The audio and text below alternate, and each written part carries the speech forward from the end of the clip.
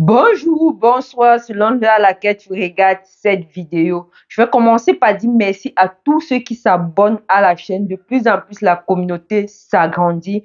Et je vais te dire, pour toi qui regardes la chaîne, si tu as besoin d'intégrer mon groupe WhatsApp, n'hésite pas d'aller voir le premier commentaire qui s'affiche en bas de la vidéo et tu cliques pour intégrer le groupe WhatsApp. Dans le groupe WhatsApp, l'avantage est que tu as la possibilité de poser tes questions à toute heure 24 heures sur 24 et tu as la réponse rapidement. Et tu peux avoir tous les détails qu'il faut sur les différentes procédures qu'on propose. Maintenant, on va parler de quelque chose d'un peu sensible au fait.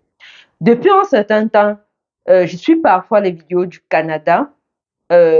Actuellement, je ne suis pas beaucoup. Avant, je suivais beaucoup les vidéos du Canada parce que je voulais faire le dossier de ma petite soeur pour qu'elle aille au Canada.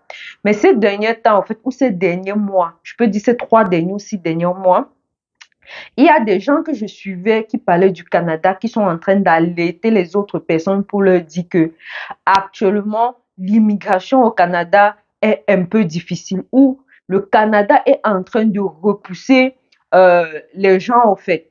Tout ce que vous faites, c'est juste remplir les caisses de l'État. Je ne vais pas trop entrer dans le détail. Je veux tout simplement vous faire comprendre que lorsque toi, tu veux immigrer, lorsque toi, tu veux choisir le pays là où tu vas aller, que ce soit le Luxembourg dont on est en train de faire la publicité de ça actuellement beaucoup, que ce soit le Canada, que ce soit l'Allemagne, peu importe le pays, assois-toi, regarde les vidéos sur les avantages et les inconvénients. Toi qui es en train de regarder cette vidéo actuellement, s'il te plaît, suis attentivement ce que la fille est en train de dire. C'est une fille qui, comment on dit, qui fait uniquement les vidéos sur le Canada depuis qu'elle est arrivée au Canada. Ça fait peut-être 2 ou 3 ans aujourd'hui. Suis attentivement ce qu'elle est en train de te dire. Aujourd'hui, je vais vous dire la vérité sur l'immigration au Canada en ce moment, parce que lorsque vous faites vos recherches, vous allez vous rendre compte qu'il y a aucune opportunité d'immigration. Il n'y a absolument pas de bonnes nouvelles concernant l'immigration. Et donc, je pense qu'il y en a beaucoup qui se demandent, mais qu'est-ce qui se passe? Pourquoi il y a autant de mauvaises informations qui circulent sur le Canada? Pourquoi est-ce que tout le monde explique qu'il y a des restrictions en termes de nouveaux arrivants, ainsi de suite? Donc, effectivement, vous allez vous rendre compte qu'actuellement, le seul programme d'immigration qui vise à donner de l'espoir aux nouveaux arrivants, ou plutôt à ceux qui souhaitent immigrer au Canada dans le futur, c'est le programme qui a été initié la semaine dernière et qui n'est pas encore voté. Donc c'est celui qui concerne les aides-soignants et toutes les personnes qui font du service à la personne, donc notamment aide aux personnes âgées. Le but de cette loi, c'est de donner la possibilité aux personnes qui travaillent dans ce domaine de pouvoir avoir la résidence permanente, donc de 2024 à 2026.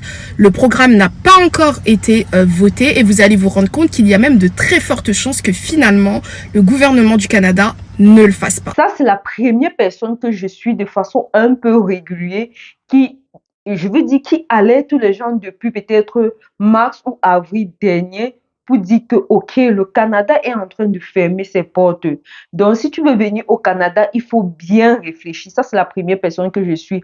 Et j'avais fait une vidéo sur le Canada ou l'Allemagne, quel pays choisir.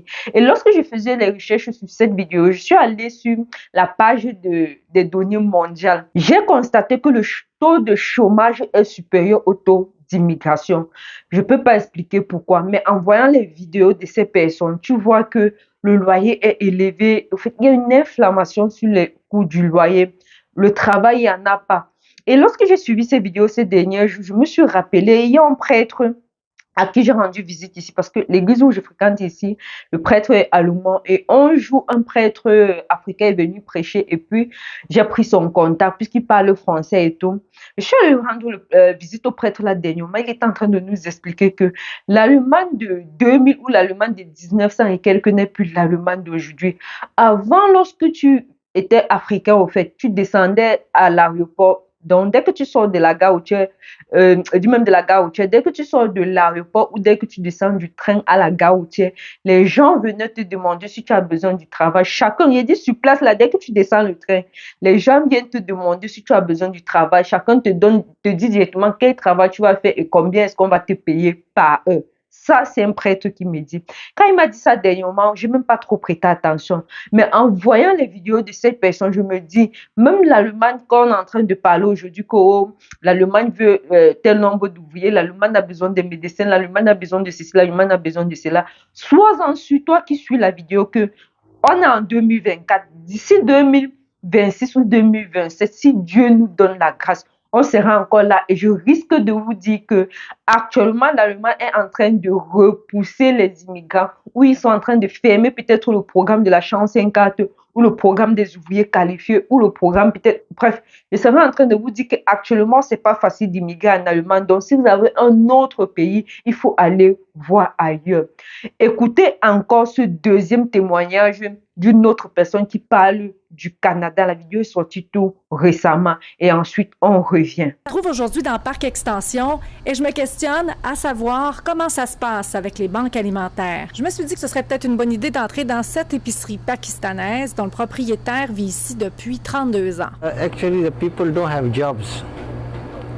Every single day, like 15 to 20 people, women and men, they come for the job, they ask me for the job. Il me confie que de plus en plus de clients essaient de le voler. Ça lui brise le cœur et il finit par leur remettre la nourriture gratuitement. Give food free. Donc là, le propriétaire de l'épicerie m'amène au temple sikh de l'autre côté de la rue. Il est 10 heures du matin, j'y découvre des dizaines de personnes en train de manger, des aînés, des jeunes. On a fait des réserves de nourriture et aussi d'épices. Les deux hommes m'expliquent que la banque alimentaire ouvre très tôt le matin et ferme très tard le soir. Il y a au moins 250 personnes par jour. Je fais alors la rencontre d'une petite famille arrivée de l'Inde il y a une semaine. L'adolescent de 14 ans raconte que ses parents n'ont pas d'emploi et qu'ils n'ont pas trouvé d'appartement. We are living in sharing now. No apartment we are finding. We searched. You are your brother and your mother? Yes, and my father. What shelter? But shelter we are living in sharing with one family. It's very difficult to manage. À la sortie du temple, j'ai fait la rencontre d'une autre dame. Donc là, on se dirige dans un appartement où plusieurs familles vivent ensemble et il y a aussi un nouveau-né, semble-t-il. Hi. Morning. Good morning. Do you speak in English? Yes.